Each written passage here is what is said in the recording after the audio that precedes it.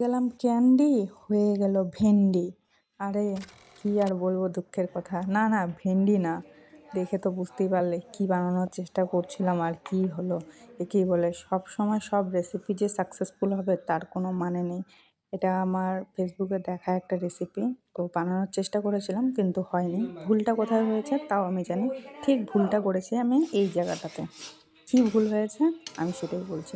প্রথমে দেখতে পেলে কুলগুলো আমি ভালো করে সিদ্ধ করে নিয়েছি লবণ দিয়ে, তারপর ভালো করে জল ঝরা দিয়ে একটা নেটের, মশারির যে নেটগুলো থাকে সেই নেটগুলোর মধ্যে ভালো করে চিপে চিপে পালস যেগুলো আছে সেগুলো বের করে নিয়েছিলাম কুলগুলো থেকে। নেওয়ার পর সেটাকে ভালো করে জাল করতে হতো, কিন্তু আমার ধৈর্য শক্তিটা সেদিন এতটাই কম ছিল যে আমার ওইখানে জাল করাটা একটু কম হয়ে গেছে, আর আমি গুড়টা তাড়াতাড়ি দিয়ে দিয়েছি। আর গুড়টা তাড়াতাড়ি দেওয়ার জন্যই আমি যেটা বানাতে চেয়েছিলাম সেটা আমার হয়নি। তো আমি চেষ্টাটা করেছিলাম, কিন্তু একটু ধৈর্য শক্তি কম হলেই যে অনেক কিছু উল্টাপাল্টা হয়ে যেতে পারে এটাই হচ্ছে তার প্রমাণ। তো আমি বুঝতে পেরে গেছিলাম, তার জন্য আর বেশি খাটনি করলাম না, মশলাগুলো দিয়ে দিয়েছিলাম। মশলাগুলো কি কি দেয় আচারে নর্মালি সবাই জানো, প্রত্যেকবারই আচার বানাই বড়ই দিয়ে, কিন্তু এবার একটু ভাবলাম অন্যরকম একটু ট্রাই করি। তো অন্যরকম ট্রাই করতে যায়, যেটা ট্রাই করতে মানে ভাবছিলাম সেটা হয়নি।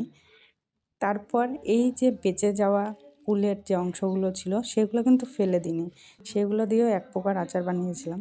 সেই আচারটা আবার খুব ভালো হয়েছিল, সেটা এক্সপেক্ট করিনি যে এটাও এত ভালো হবে। এক ফুটটাও আমি এখানে কোনো গ্যাস বা জাল করিনি, এটা একদম পুরো পিওর কাঁচা ছিল।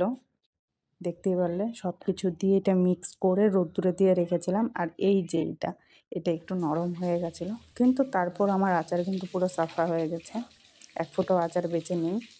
তো পরের দিন এটাকে আমি এইভাবে করে রোদ্দুরে দিয়েছিলাম, 2-3 দিন রোদ্দুরে দেওয়ার পরে বেশ এটা শুকনো শুকনো হয়ে গেছিলো। তারপর এটা বয়ামে ভরে রেখেছিলাম। তো খুব অল্প দিনের মধ্যেই শেষ হয়ে গেছে, কারণ কোয়ান্টিটিটা খুব কম ছিল।